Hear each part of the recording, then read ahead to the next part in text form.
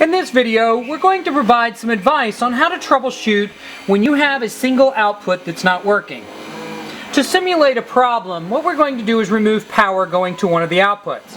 So what we have here is we have output 1 and then output 2. So we have output 1 and we have output 2.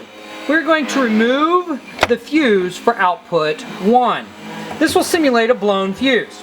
Now what we're going to do is on the controller, we're going to go into test mode. So we're going to go ahead and hold and press the test.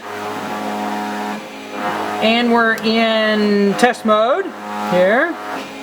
And what we're going to do is we're going to go to the output that is white. So here we have white. Now you'll notice my other set of lights is not working, but let's pretend we don't know that the fuse is bad. So at this point we are unsure if there's something wrong with the lights or if there's something wrong with the wiring. Now what we do know is that output 2 has good working lights.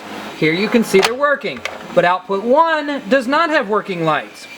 Now if we know that in this particular case we have a disconnectable section of lights, that means we can easily move it around. Now of course we can also move the plugs around, and we may need to do that. So what we're going to do is first we're going to just say, alright, this set of light works. Let's see if we take the working known good set of lights and plug them into the other output. So we're going to unplug them, and we're going to unplug output 1, and we're going to plug the good lights into output 1. Now they don't work. Okay, at this point we can say, alright, we know the lights work, and the output should be working because we're into test mode, so every output should be putting out data and the light should come on. So now what we may wish to do is, since we have the cables here, we can just double check because we could have a miswired connection on the cable or on the plug. So what we could do is we could take our output 1, so here, and we're going to put the output 1, we're going to put the wiring back here to output 2 because we know that output 2 along with a plug going into the controller works. And then what we're going to do is we're just going to unplug output 2 and we're going to switch it with output 1, which does not work. In this particular case, we know that the plug, the wire, the connection, the lights on output 2 that were there do work, and they should work on output 1. In this case, we know that they are not working because they're not light up. So we move this back to 2, it's all working. So at this point, we know that it's something from the plug into the controller. Now we know the controller's putting out data in the test mode on all the pixels, so that can't be it. So you're now left with two possible options.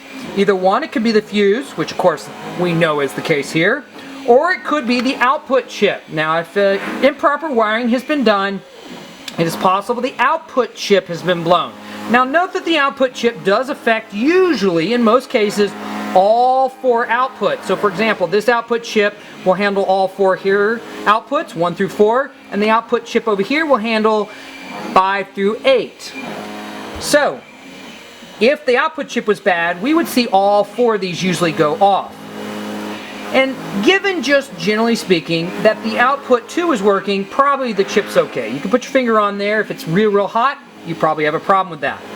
Okay, at this point you would want to go ahead and pull your fuse, check your fuse. Now you can also use a multimeter like this if you have a meter, and you can also hook the multimeter up and check the power on the wires at the pixels. At the end is usually the best.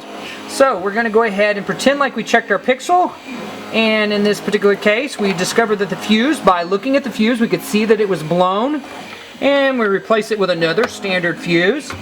We then come back over, plug our original cable back in, or actually here, let's just take number 2, plug it into 1, now it's working. So if we have 2, output 2 plugged into plug 1, and it's working, we know we're good to go.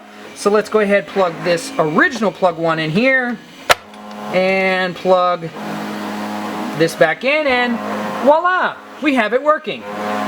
The fundamental troubleshooting in most problems can be solved by simply switching components.